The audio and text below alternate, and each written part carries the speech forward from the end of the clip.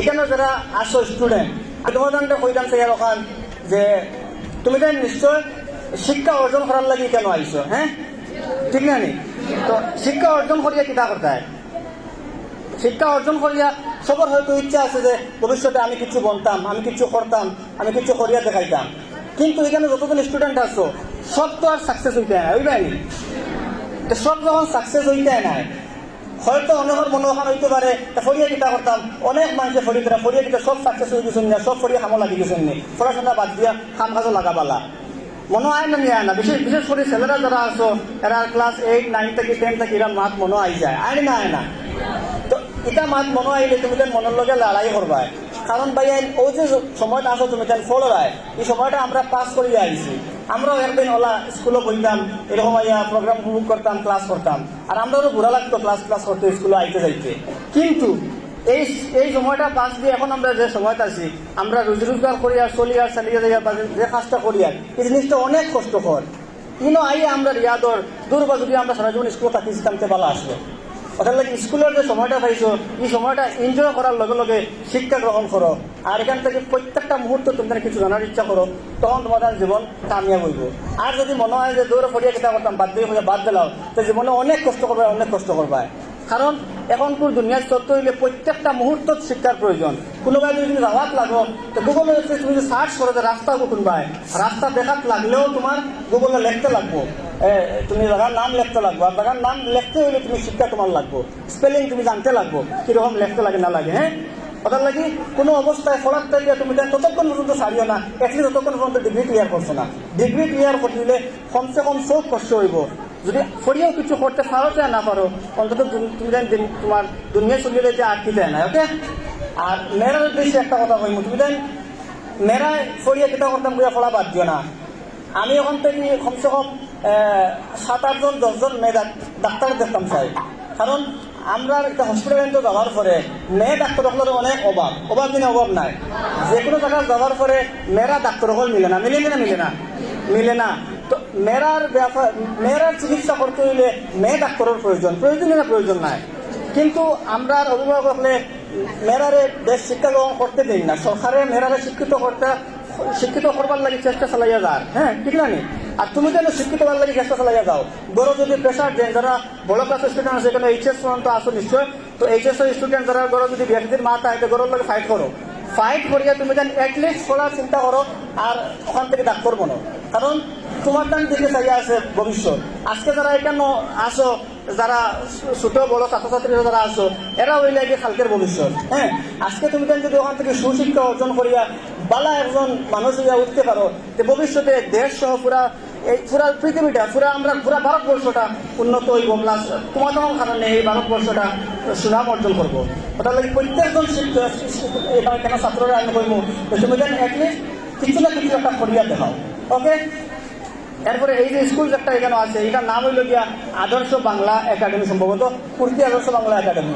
তো স্কুলের নামের লোকও আছে আদর্শ। এবং শিক্ষিত হইতে হইলে শুধু শিক্ষিত হইলে হয় না, আদর্শ সুশিক্ষায় শিক্ষিত হইতে লাগে, আদর্শবান ব্যক্তি হইয়া উঠতে লাগে। ওকে, তো ওটার লাগে তুমি সবসময় সুশিক্ষায় শিক্ষিত হওয়ার চিন্তা করিও। আর যে বন্ধু পয়েন্টের মধ্যে অনেক বন্ধু আছে, তোমার এক বন্ধু ডাকাডাকি করবো, বিকালে ক্যারেম খেলা দিত, আনলে লুডু মারতো, আনলে পাবজি খেলাইতো, এরকম বন্ধুরে ত্যাগ করে দিও। যা তুই লাগতো না আমার, হয় তুই 60 লাখ, তুই তোর খেলাই তোর জীবন নষ্ট হয়। বাদ বাকি একজনের কারণে 10 জন নষ্ট হইয়া না। ওকে, ওই বন্ধু ও বই ওটা না আমি মাতিব, আমার মাছ শুনিও, কারণ আমার মাছ শুনলে আমার মারতে ভালো লাগবে। ওকে, আর যদি অন্য মনস্ক থাকো তখন মারতে ভালো লাগে না। আর এখানে যদি শুদ্ধ বাংলায় মাথার লাগে কিন্তু মাথানো ঘুরা লাগবো, কারণ আমরা এখানে বইছি শুদ্ধ বাংলার স্পিচে শুনতে বেশ ভালো লাগে না, বোঝা পায় না। ওকে না? আর আমরা সব বললাম গিয়া সিলেটি মানুষ, আমরা মাতৃভাষা বুঝতেও শুদ্ধ হয়, মারতেও শুদ্ধ হয়। এখানে করে যারা স্টুডেন্ট পথ আসো, অত সময় থেকে আমার লাগে তুমি কেন করে বইয়া এখানে যারা স্পিচ হইতে কিছু শোনা বাদ দিয়ে হয় খেলা রায়, আমরা গপ করা কিছু করে। ওকে, ওলা নাই আমার লাগে। আমি ওখানে বইয়া নোটিস করছি, একটু আগে আমার স্যারের বক্তব্য দিচ্ছেন, তুমি এখানে বেতন বক্তব্য শোনাবার দিয়ে করে বইয়া খেলারা, এরা করলে হইতো না। আমরা উদ্দেশ্য ওখানে থাকতে লাগবো যে আমরা প্রত্যেকটা মুহূর্ত কিছু না কিছু একটা শিখতাম, কিছু না কিছু একটা জানতাম। তো কেন বক্তব্য দেওয়ার সময় যে মাতগুলা মতো হইব, যদি শোনার চেষ্টা করো, যদি শুনো, তো ওখান থেকে একটা কিছু না কিছু একটা পাইবা, যারা তোমার জীবনও খামো আইব। ওকে, জীবনে সাকসেস হইতে হইলে শুধু অন্য মনস্ক আর এমনি ঘুরে ফেরা করলে হইতো না। পরিশ্রম করতে লাগবো, শোনার ইচ্ছা থাকতে লাগবো। ওকে, তো স্বাধীনতা দিবস সম্পর্কে যদি কোয়া হয় তোমার টান্ডে অনেক কিছু কইতে হইতে পারবে না, হ্যাঁ সবে কইতে পারতে না। তোমার টান্ডে আমি কই স্কুলে যখন প্রোগ্রাম হওয়ার সময় প্রত্যেকটা ক্লাসটা গিয়া সে স্পিচ দিবাই, সে গজল কইবাই, সে কিরাত কইবাই, সে আরো কিছু কইবাই, ওরকম নাম লেখা হয়, ওই না হয় না। তখন বাগাবাগি করিও না, তখন নাম আগে লেখাইও, আমার নাম আগে লেখো। মারতে পারো চায় না পারো, ওখানে আইব যে মাইকটা হাতে লইলে সাহস হইব। কোনোদিন না কোনোদিন যদি কোনো কারণে হাতে মাইক দেওয়া পড়ে যায়, তো অ্যাটলিস্ট ইজ্জত বসাই যাইতে পারবে। ওকে, ওলা নানি ওটার লাগিয়ে কোনো সব প্রোগ্রাম সব জায়গায় প্রত্যেকটা জিনিসের প্রতিযোগিতা পার্টিসিপেট করার চেষ্টা করিও। তখন তুমি তাই মানে আরো উন্নত হয়ে আরো মানে শক্তিশালী হয়ে উঠবে, যে কোনো জায়গায় মোকাবিলা দিতে পারবে। ওকে, আর আমরা নাটক দেখুন সারায়, আমরা নাটক সারায় দেখিও, কিন্তু পড়ার সময় দেখিও না।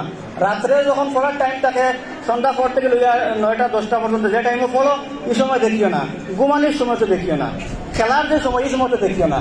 ও সময় বাদ দিয়ে স্কুলের সময় বাদ দিয়ে 1-2 মিনিট সময় থাকে এত, সে দেখিও আনলে আমরা নাটক দেখিও না।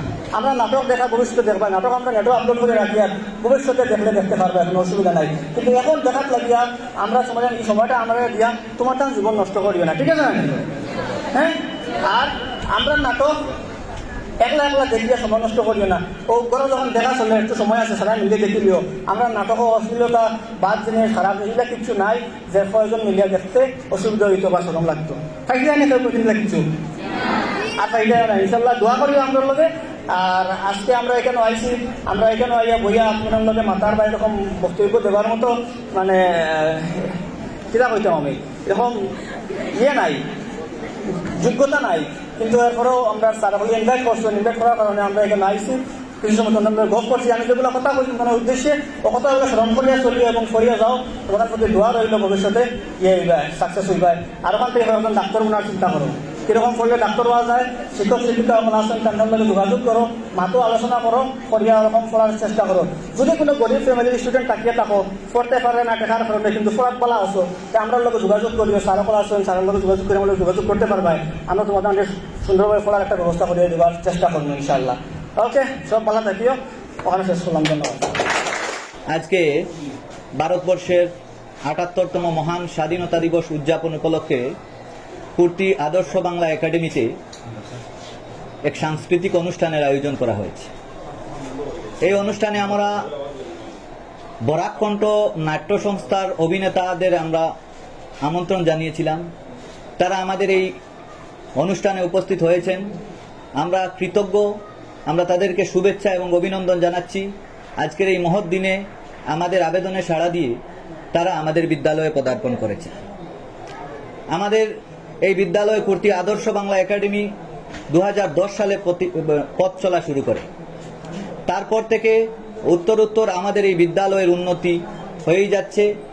বিভিন্ন বোর্ড এক্সাম, অন্যান্য এক্সামগুলিতে আমাদের বিদ্যালয়ের ছাত্রছাত্রীরা এই প্রত্যন্ত অঞ্চলে থেকেও শহরাঞ্চলের বিদ্যালয়গুলির থেকেও ভালো ফলাফল লাভ করছে। আমরা অত্যন্ত আশাবাদী আগামী দিনে আমাদের এই বিদ্যালয় উন্নতির চরম শিখরে পৌঁছবে। এই এলাকার মধ্যে শিক্ষার আলো বিস্তারের ক্ষেত্রে আমাদের এই বিদ্যালয় গুরুত্বপূর্ণ ভূমিকা নেবে। আজকের আমাদের এই অনুষ্ঠানে উপস্থিত হওয়ার জন্য বরাককণ্ঠ নাট্য সংস্থাকে আমরা বিশেষভাবে কৃতজ্ঞতা জানাচ্ছি। তাদের এই সমাজকে কুসংস্কার মুক্ত করতে তাদের নাটক এর মাধ্যমে, তাছাড়া এই সমাজ থেকে বিভিন্ন ধরনের অপশক্তিকে দূর করার জন্য তারা যে উদ্যোগ নিয়েছেন, তারা নাটকের মাধ্যমে মানুষকে সেই শিক্ষা দিচ্ছেন, তার জন্য তাদেরকে ধন্যবাদ। আমরা কুর্তি আদর্শ বাংলা একাডেমির পক্ষ থেকে এই বরাককণ্ঠ নাট্য সংস্থার উত্তর শ্রীবৃদ্ধি কামনা করছি। আমরা কুর্তি আদর্শ বাংলা একাডেমি এই খাটালতলি এলাকায় মধ্যে শিক্ষার বিস্তারে আমরা এগিয়ে রয়েছি। আগামী দিনে আমরা এই এলাকাকে সম্পূর্ণ শিক্ষিত করে তোলার একটা প্রয়াস আমরা নিয়েছি। আমরা লক্ষ্য করেছি আমাদের এই এলাকাটা অত্যন্ত পিছিয়ে পড়া ছিল। এই আদর্শ বাংলা একাডেমির মাধ্যমে গ্রামের ঘরে ঘরে আজকে বিএ পাস, এমএ পাস, প্রতিটা ঘরে ঘরে ছাত্রছাত্রীরা রয়েছে। আমাদের বিদ্যালয় থেকে প্রতি বছর বনিকান্ত অ্যাওয়ার্ড রূপে অনেক ছাত্রছাত্রীরা স্কুটি লাভ করছে, যার ফলশ্রুতিতে এলাকার ছাত্রছাত্রীদের মধ্যে শিক্ষার একটা তাদের মধ্যে উৎসাহ তৈরি হয়েছে। এই উৎসাহকে ধরে রাখার জন্য আমাদের বিদ্যালয়ের সম্পাদক শ্রদ্ধেয় এখলাস আহমেদ মহোদয় উনার প্রচেষ্টায় আজকে বিদ্যালয় 2010 থেকে বর্তমান অবস্থায় বিদ্যালয়ের অনেক উন্নতি হয়েছে। আগামী দিনে উন্নতি হবে। এলাকার মানুষ, এলাকার শিক্ষানুরাগী ব্যক্তিবর্গ সকলেই আমাদের পাশে রয়েছেন। তাদের সাহায্য সহযোগিতা, অভিভাবক মণ্ডলী সহ সমাজের সর্বস্তরের মানুষের সাহায্য এবং সহযোগিতার মাধ্যমে আমাদের বিদ্যালয়টা একদিন এই এলাকায় আরো সুখ্যাতি বয়ে আনবে, এই এলাকার প্রতি ঘরে ঘরে শিক্ষার আলো পৌঁছে দেবে। বরাকণ্ঠ নাট্য সংস্থা একটি যুগ উপযোগী, অত্যন্ত বিচক্ষণতার সহিত তারা সমাজকে কুসংস্কার মুক্ত করতে, সমাজের দিকে দিকে শিক্ষার আলো ছড়িয়ে দিতে তারা অঙ্গীকারবদ্ধ। তারা তাদের নাটক, বিভিন্ন দৃশ্যপটের মাধ্যমে মানুষের সামনে বর্তমান সমাজের হিংসা, জাতিতে বিদ্বেষ, কুসংস্কার এইগুলির বিরুদ্ধে তারা তাদের ভিডিও বার্তা দিচ্ছেন। এলাকার মানুষ, আমরা সহ সবাই তাদের এই ভিডিওগুলো উপভোগ করি। এই দৃশ্যপটগুলা থেকে আমরা শিক্ষা নেই, কিভাবে ভ্রাতৃত্ব তৈরি হয়, শান্তি সম্প্রীতির বার্তা কিভাবে দিকে দিকে পৌঁছতে পারে সেই দিকে আমরা লক্ষ্য রাখি। এবং এই বরাকণ্ঠ নাট্য সংস্থা তারা অঙ্গীকারবদ্ধ যে আগামী দিনেও এই ধরনের কর্মসূচির মাধ্যমে, তাদের নাটকের মাধ্যমে সমাজে শিক্ষার আলোকে আরো ছড়িয়ে দিবেন। আমরা বরাকণ্ঠ নাট্য সংস্থার কাছে আবেদন রাখবো, তারা তাদের যে পথে চলছেন সেই পথেই চলবেন এবং আগামী দিনে সমাজটাকে সমস্ত ধরনের পলিউশন থেকে মুক্ত করতে তারা গুরুত্বপূর্ণ ভূমিকা নেবেন। সবাইকে কুর্তি আদর্শ বাংলা একাডেমির পক্ষ থেকে শ্রদ্ধা, অভিনন্দন জানিয়ে আমি আমার সংক্ষিপ্ত আলোচনা এখানে শেষ করছি। তো স্কুলও আমরা প্রায় কয়েক বছর আগে আসলাম আপনারা স্কুলও আইয়া স্কুলের যে মানে পরিবেশটা দেখছি তখন তাকে খুব ডেভেলপ হয়েছে। স্কুলের বিল্ডিং বনছে বা আরো মানে বহু ডেভেলপ হয়েছে তোমার দানোর মধ্যে। তো স্কুলের রেজাল্টও শুনিয়া ভালো লাগছে, কারণ শিক্ষা হইল জাতির মেরুদণ্ড। শিক্ষা ছাড়া কোনো জাতি আগে গইতে পারে না। আর শিক্ষার বাদে সুশিক্ষা এবং কুশিক্ষা আছে। সুশিক্ষা আমরা অর্জন করতে লাগবো। সুশিক্ষা হইল মেইন, মানে জীবন চলার পথে শিক্ষা না ছাড়া তুমি চলতে পারতাই না। ওটার লাগিয়া শিক্ষা হইল জাতির মেরুদণ্ড। খালি যে শিক্ষা অর্জন করি আমি চাকরি করতাম, আমি হতা হইতাম, হতা করতাম, এই করতাম, সেই করতাম, এটা বড় জিনিস না। মানে শিক্ষাটা হইল ইম্পর্টেন্ট। আজকে যদি যে কোনো কেউ যদি শিক্ষা থাকে না, অন্য যদি কোনো মানুষই জিজ্ঞাসা বা ও আমার তোরা কাগজটা একটু পড়িয়ে দেও চাই, তখন তুমি কইবে আমি তো পড়া জানি না। কারণ আমরা এই জেনারেশনে যদি চিল্লা কয় যে আমি পড়া জানি না, এটলিস্ট তুমি যে একটা জিনিস দিল তোমারই, তুমি ওটা দেখতাই যে আমি আরেকজনকে পড়িয়া শুনাই যায় যে ওটা হইল শিক্ষা। তো আমার বক্তব্য বেশ লম্বা করতাম না, যেহেতু গর্বর মাঝে তুমি যেন বইছ, একদিন আমিও বইতাম আর আমার বহুত বোন ফিল হইতো যে এই স্পিচিটা কিতা দিন আমার ভাল লাগেন না। ধর আমি গর্বর মাঝে বই রয়েছি তাই বুঝরা নারী যেটা মনে হয় ওটা বকুক খোয়া। ওরা লাগে আমি আমার বক্তব্য দীর্ঘায়িত করবো না।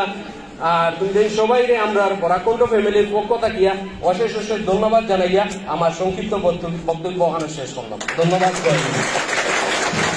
স্বাধীনতার স্বপ্ন দেখেছিলেন আমাদের পূর্বপুরুষেরা। স্বপ্ন অনেকাংশে পূরণ হয়েছিল, কিন্তু স্বপ্নভাণ্ডায় চর যোগেনি সর্বত্র। মানুষ স্বাধীনতা পেয়েছে, সার্বভৌমত্ব পেয়েছে, কিন্তু স্বাধীনতার স্বাদ পায়নি। স্বাধীনতার অর্থ যদি একটি হয়ে থাকে তাহলে জাতির কাছে আমাদের আর কোনো প্রত্যাশা নেই। আর যদি স্বাধীনতার অর্থ যদি মানুষের মৌলিক চাহিদার আদায়ের অর্থ হয়, তাহলে বলতে চাই ঘুষবিহীন চাকরি চাই, চাঁদা না দিয়ে শান্তিতে ব্যবসা বাণিজ্য করতে চাই। আমার যে রোগ হয়েছে শুধু সেই রোগের পরীক্ষা নিরীক্ষা করাতে চাই। আমি আমার জমিতে ফলানো ফসলের ন্যায্য মূল্য চাই, নির্যাতন থেকে মুক্তি চাই, যেখানে সেখানে হ্যারাসমেন্ট থেকে মুক্তি চাই, দর্শন থেকে মুক্তি চাই, স্বৈরতন্ত্র থেকে মুক্তি চাই। আজ স্বাধীনতার দীর্ঘ ৭৮ বছর পেরিয়ে গেল। বুক উঁচিয়ে আমরা বলে থাকি স্বাধীন দেশের মানুষ, কিন্তু দীর্ঘ ৭৮ বছরেই কি আমরা স্বাধীনতার স্বাদ পেয়েছি? নতুন সরকার আসার পরে দেশে যেভাবে দ্রব্যমূল্য হু হু করে বৃদ্ধি পাচ্ছে এবং সবার মুখে কষ্টিম মেরে কথা বলার ক্ষমতাটুকু বন্ধ করে দেওয়ার নাম কি স্বাধীনতা?